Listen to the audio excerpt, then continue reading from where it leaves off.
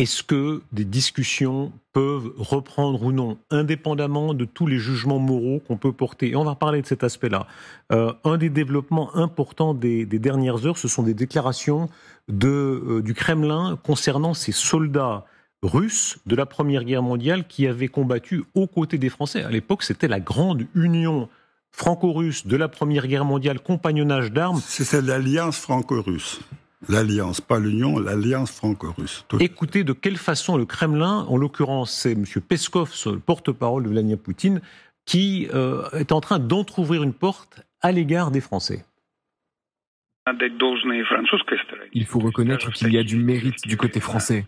C'est-à-dire que même par les temps qui courent, il y a du progrès dans nos relations.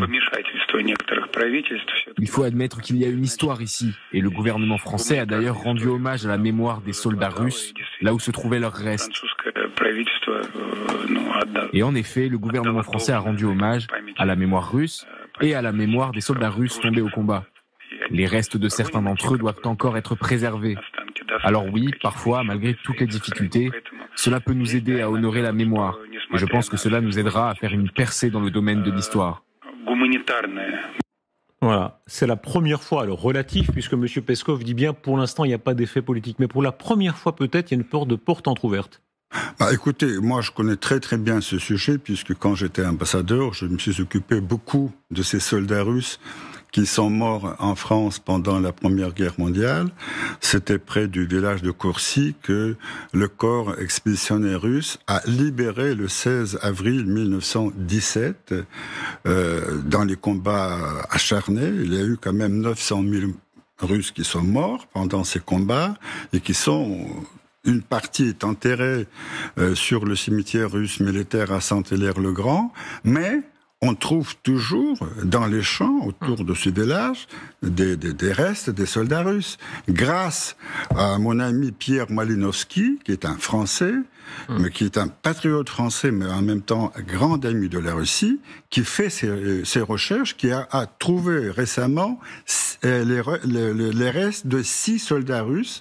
Bien, il a pu les identifier puisqu'il avait des papiers avec eux.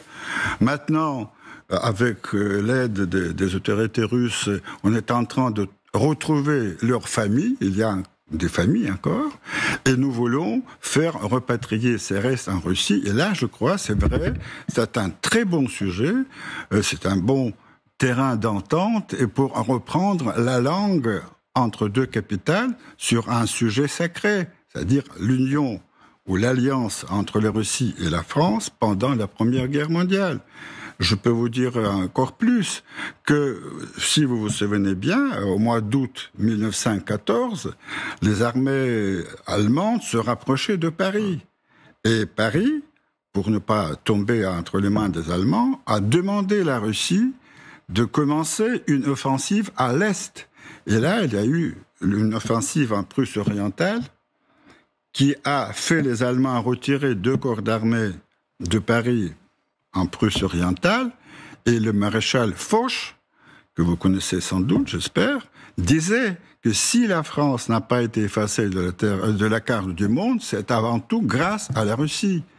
Il y a eu des pages glorieuses entre nos deux pays. Alexandre Orloff,